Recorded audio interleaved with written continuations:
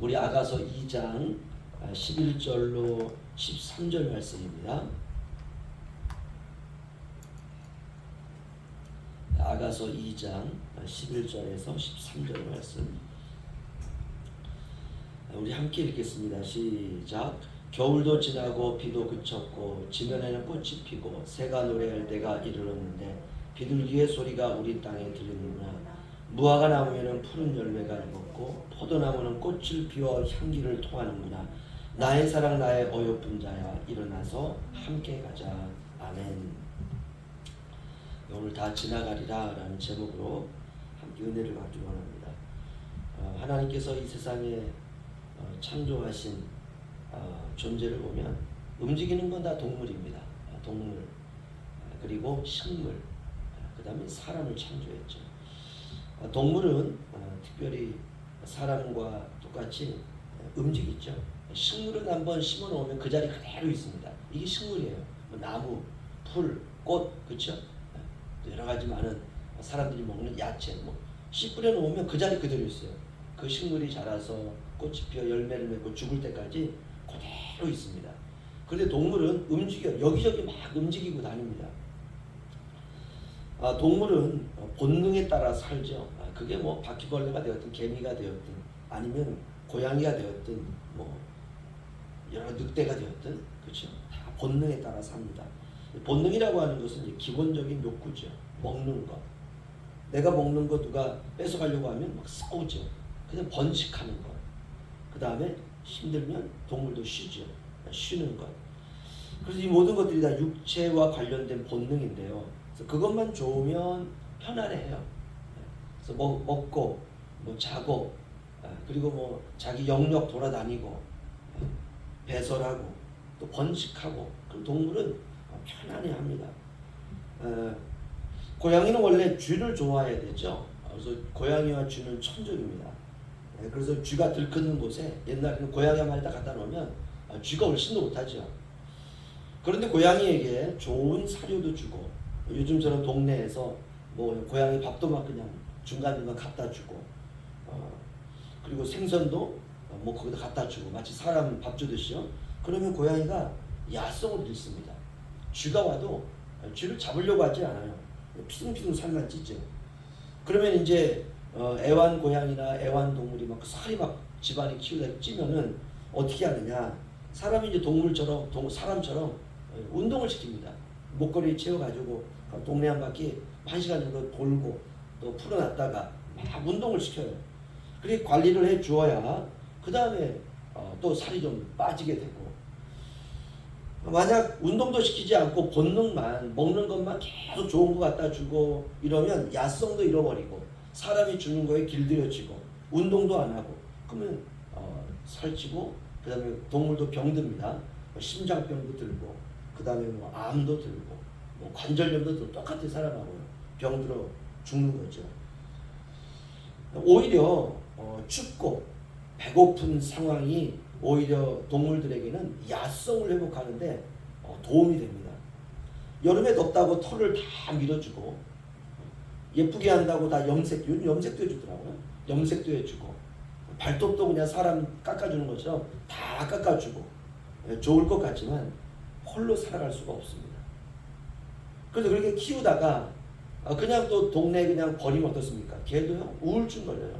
그냥 주인을 기다려요. 한 자리에서 계속 기다리고 얼굴도 점점 그냥 슬픈 얼굴을 띠게 되고 그러다 어느 날 그 자리에서 얼어 죽게 되는 것이죠. 그러나 야성에서 있었던 동물들은요 자기 마음대로 다녀요. 추우면 추운 대로 굴 찾아다니고. 결론은 동물들에게는 본능만이 존재하죠. 우리가 다른 이유를 다 갖다 붙이려고 동물들을 집에 키우면서 이름도 붙여주고 이름도 사람처럼 꽃분이라고 해주고 염색도 해주고 그냥 껴안고 자고 그 다음에 춥다고 그냥 이불 덮어주고 여름에는 털 밀어주고 귀도 파주고 이렇게 되면 어느 날 눈병도 오고요. 또 자꾸 인간화 시키려고 하는 사람들에게는 또 그런 또 마음이 또 있습니다. 하나님께서는 동물들에게는요 혹독한 환경에서도 이겨낼 수 있는 본능과 육체적인 조건들을 허락해 주셨습니다. 소를 한 마리 키워도 겨울에 얼마나 춥습니까? 그렇죠? 그래도 소는 이겨내요. 근데 그냥 소가 너무 추울 것 같다고 사람 생각하면서 그냥 큰 이불 갖다 그냥 덮어주고 그러면 병들어 죽어요. 하나님이 혹독한 환경에서도 살아갈 수 있도록 육체적인 조건들, 본능 이런 것들을 허락해 주셨습니다. 동물은 동물일 뿐이죠. 그런데 사람은 동물과 다릅니다. 사람은 하나님의 형상과 모양을 따라 창조되었어요. 이 말은 사람의 성품, 사람의 인품, 사람의 내면, 사람의 생각, 감정, 행동 이 모든 게 하나님의 형상과 모양이라는 거예요. 이 형상과 모양이 인간처럼 하나님이 생겼겠다. 그렇지 않습니다. 그 형상과 모양은 우리의 내면, 우리의 영혼, 우리의 모든 생각 이 모든 것들이 하나님을 닮았다는 것이죠. 그리스도인들은 예수 그리스도의 피로 말미암아 새롭게 창조된 존재죠. 이것도 하나님을 닮았어요. 완전히 새로운 존재죠. 아담과 다릅니다. 아담은 흙으로 지음을 받았지만 그리스도인들은 예수 그리스도 안에서 믿음으로 지음을 받았어요. 달라요. 완전히 달라요. 물론 우리가 육체는 아담의 육체를 물려받았지만 영이 다릅니다. 예수 그리스도 안에서 새롭게 된 영, 성령으로 충만한 영.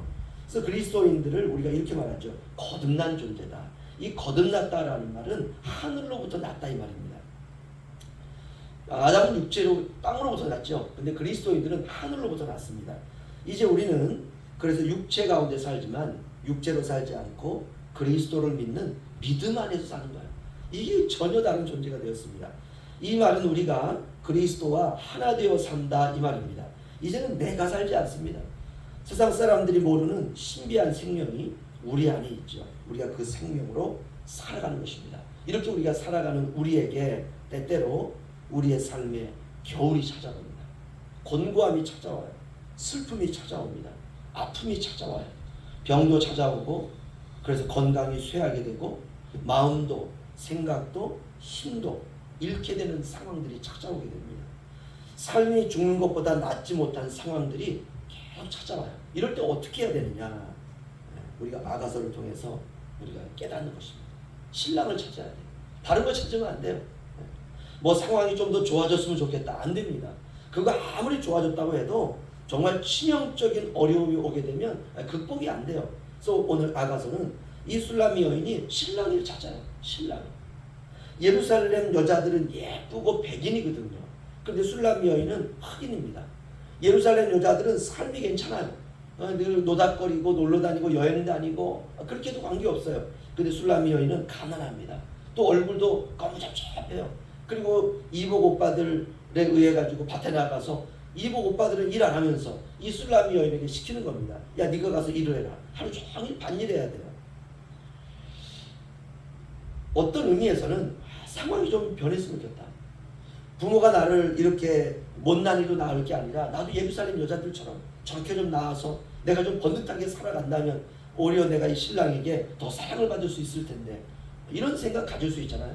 환경을 좀 변화시켜주고 환경이 좀 나아지고 내 처지가 좀 나아지고 내 출생이 좀 지금보다는 훨씬 더 좋은 부모 밑에서 나아가고 이렇게 불평하고 원망할 수 있지만 술람미 여인은 그렇지 않습니다.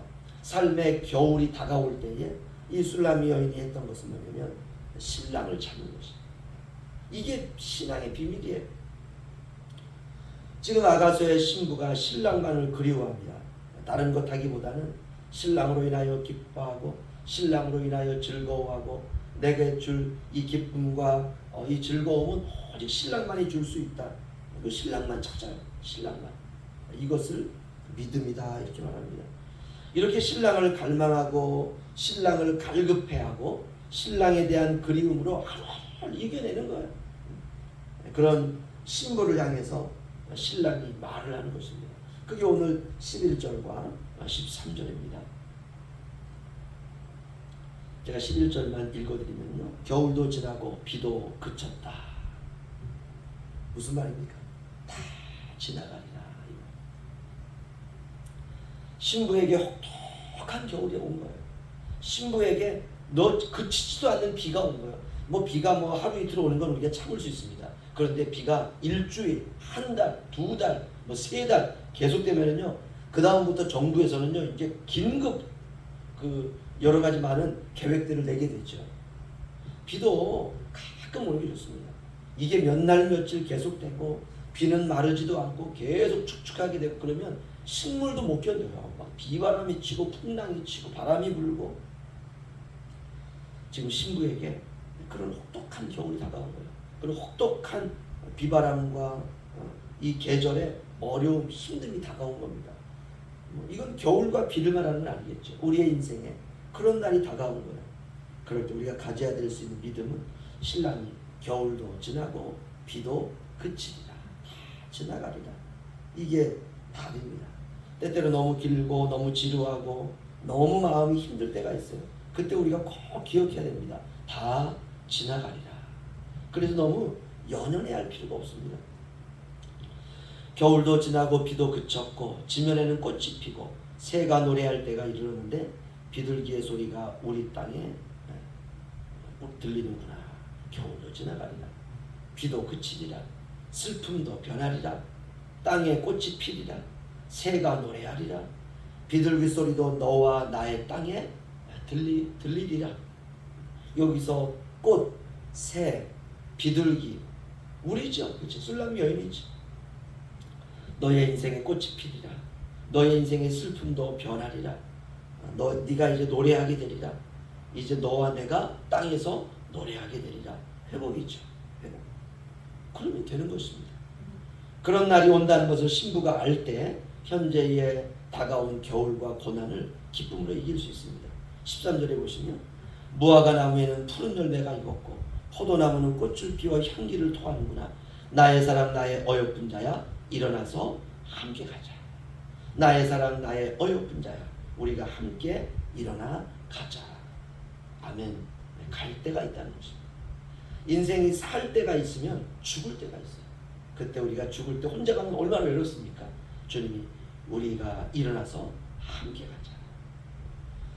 어떤 사람이 그 임상 실험은 아닌데 죽어가는 사람을 딱 놓고요. 뭐 기독교에서도 뭐 영혼이 있다 그러고 뭐 다른 종교에서도 막 그런 얘기를 하니까 뭐 영혼이 구천을 막 떠오른다 이런 얘기를 하니까 이 과학자가 뭐 믿음도 있는 과학자가 아닌데 사람이 죽을 때 우리의 몸에서 뭐가 빠져나가는지 영혼이 일단 빠져나갈 거 아닙니까? 그러니까 카메라를 딱 놓고요. 그거를 찍었는데 아주 그 신기한 게 찍혔어요.